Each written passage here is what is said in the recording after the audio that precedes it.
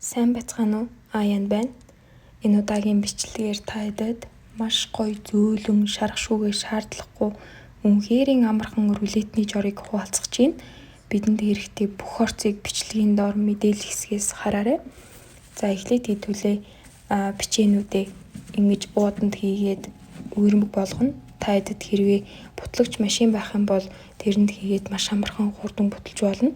Би болохоор ингэж ууданд хийж агаад элдвэрийн тусламжтайгаар ингэж үермэг болгосон. За бүгдийг маш сайн жижиглэж агаад тусдаа нэг савнд хийж агаарай. Дараа нь ингээд бүх бичээнээ буталж дууссаны дараа дээр нь 2 банана хийн. Хэрвээ банан том хэмжээтэй байх юм бол бичээн арай их орж магадгүй.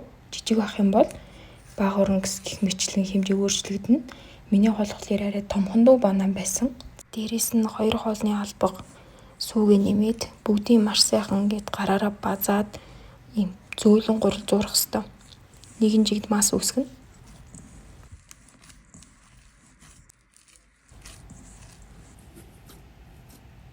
За гурал болохлээр нэг иймэрхүү болсон байна.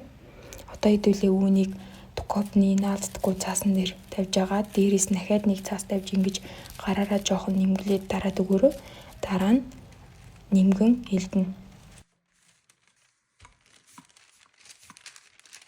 Ер нь бол нимгэн байх тусмаа сайн юм байлээ. Минийх жоохон зузаан болсон юм шиг санагдсан. Гэхдээ амт нь бол амар гоё болсон.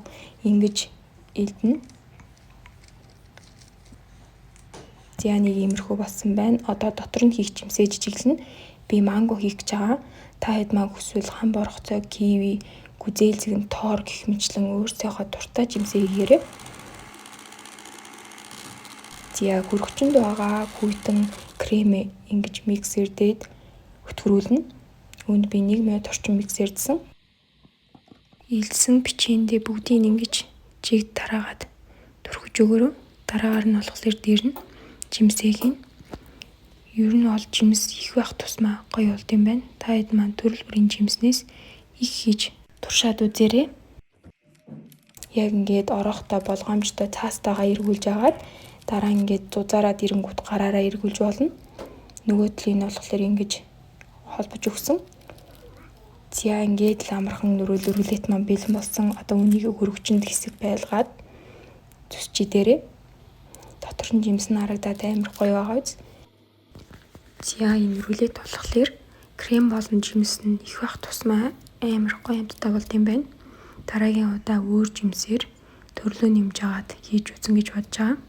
Та хэд маань заавал хийгээд үзээрэй.